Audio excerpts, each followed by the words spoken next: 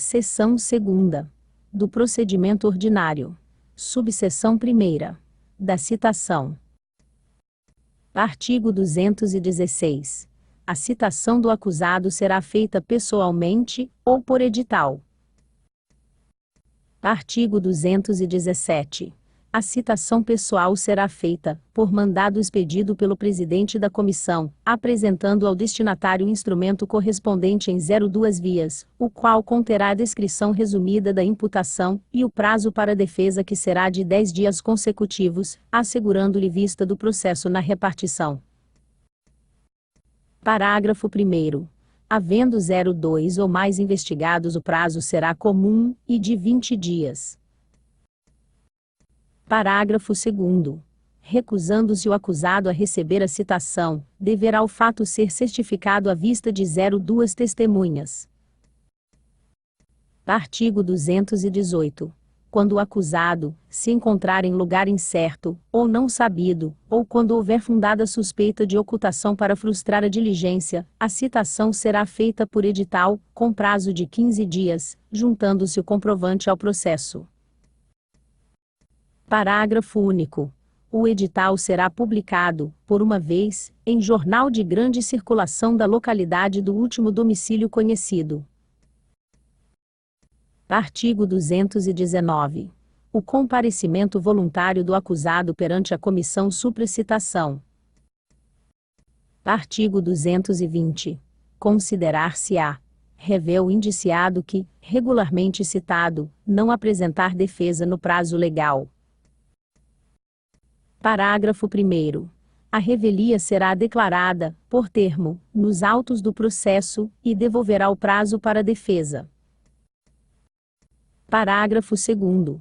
Para defender o indiciado réu, a autoridade instauradora do processo designará 01 servidor como defensor dativo, com grau de instrução de nível superior. Subseção 2ª. Da instrução. Artigo 221. A instrução será contraditória, assegurando-se ao acusado ampla defesa, com os meios e recursos a ela inerentes. Artigo 222. Os autos da sindicância integrarão o processo disciplinar como peça informativa. Artigo 223. A comissão promoverá o interrogatório do acusado, a tomada de depoimentos, acareações e a produção de outras provas, inclusive a pericial, se necessária. Parágrafo 1º.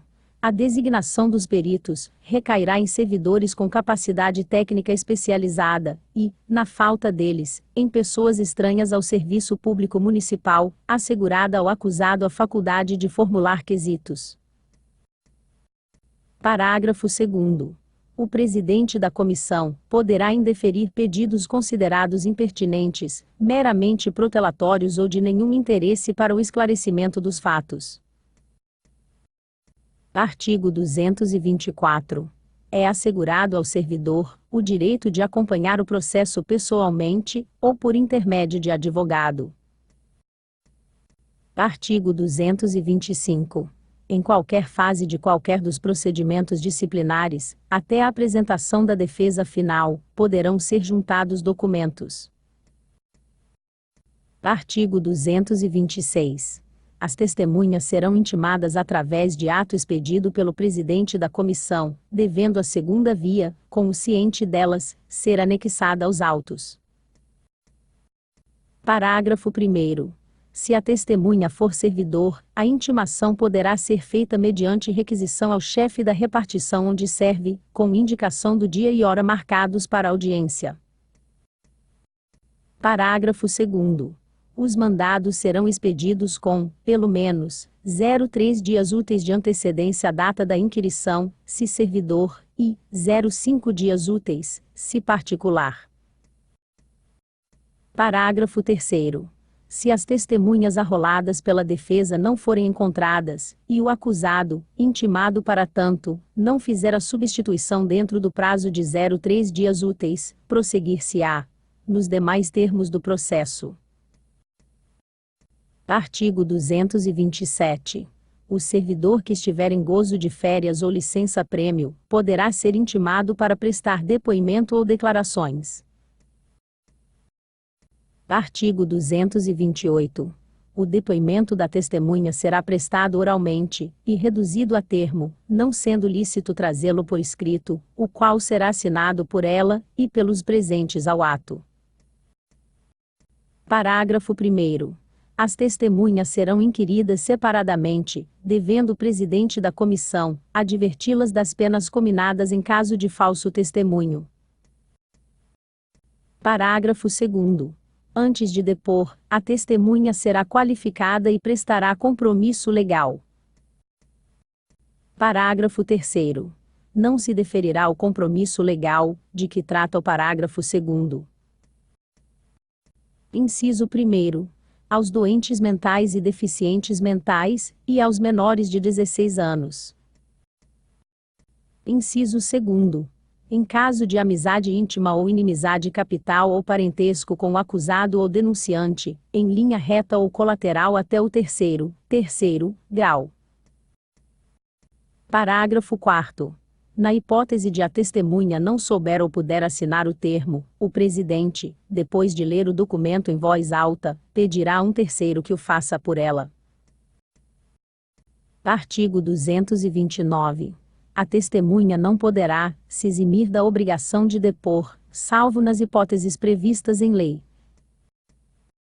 Parágrafo único. No caso da testemunha ser servidor, o seu não comparecimento injustificado implicará na abertura de processo disciplinar.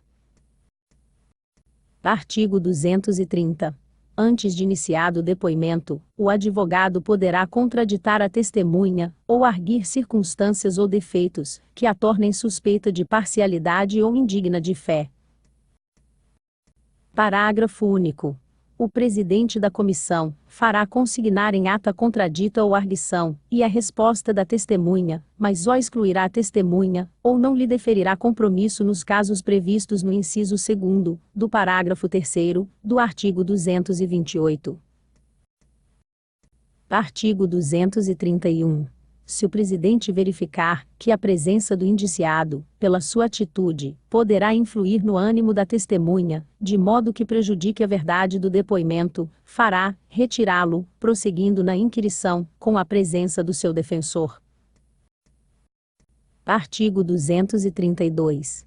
Concluída a inquirição de testemunhas, a comissão promoverá o interrogatório do acusado, observados os procedimentos previstos nos artigos 223 e 225.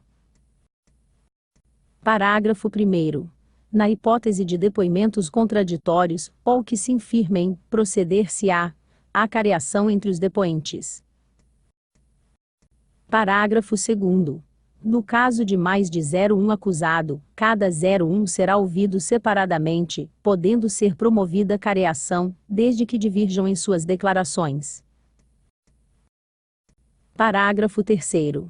O procurador do acusado poderá assistir ao interrogatório, bem como à inquirição das testemunhas, sendo-lhe vedado interferir nas perguntas e respostas, facultando-lhe, porém, reinquiri-las, por intermédio do presidente da comissão. Artigo 233.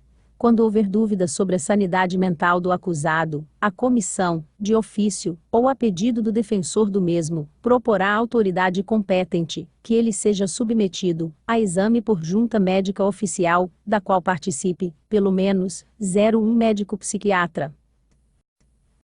Parágrafo único.